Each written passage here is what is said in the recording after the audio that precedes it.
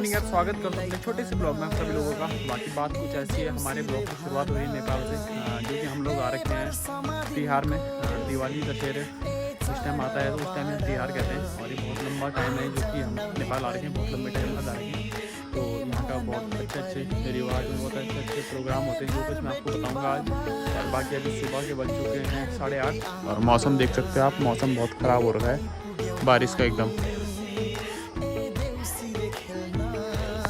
और हम लोग अपने बाजे के घर में अभी, और इधर देखो यहाँ पे पूरी खेती बाड़ी लग रही थी, जिसको अभी खेती हो गई है पूरी। धान वगैरह थे वो काट चुके हैं यहाँ पे। और बाकी आपको मैं मक्के दिखाता हूँ कितने ज़्यादा है यहाँ मक्के। ये देखो ये सब मक्के हैं। तो फिलहाल यार अभी मैं आ रखा हूँ अपने बाजे के ऊपर साइड में। यहाँ से पूरा आपको लगभग यहाँ का व्यू दिखाई देगा। ही देखो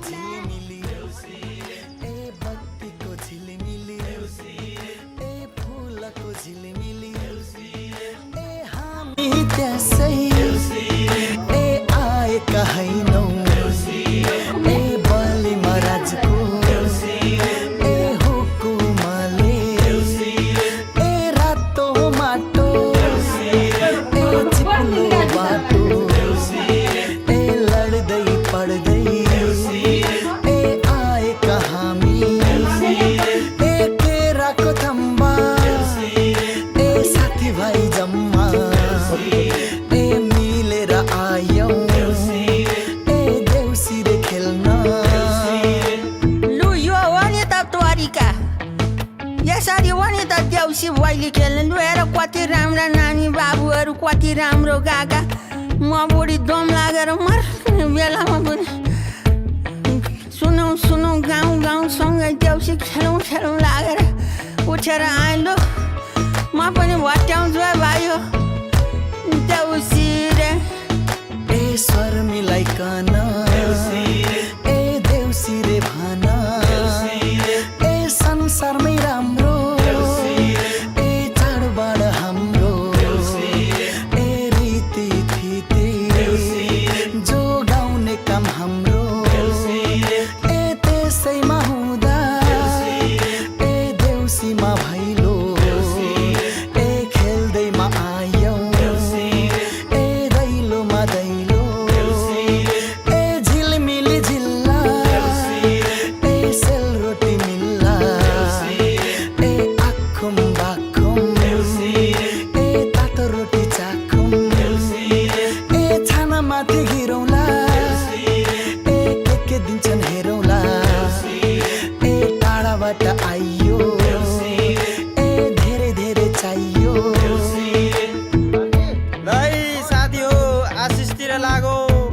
पनि देउसी भैले खेल्न जानु छ। वर्ष दिनको चाड हो, आशिष दिउँ हो।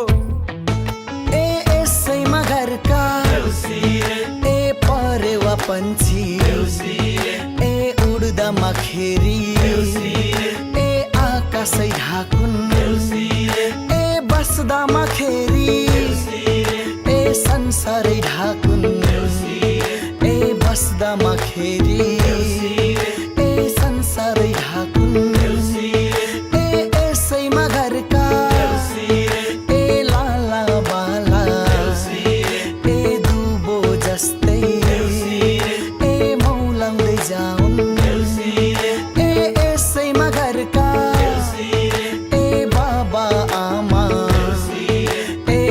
पिपल जस्तै ए तापीमा रहुन्, ए फालामै छुँदा ए सुनै बनोस्, ए ढुङ्गा छुँदा ए हिरैमा बनोस्, ए यसैमा घरमा ए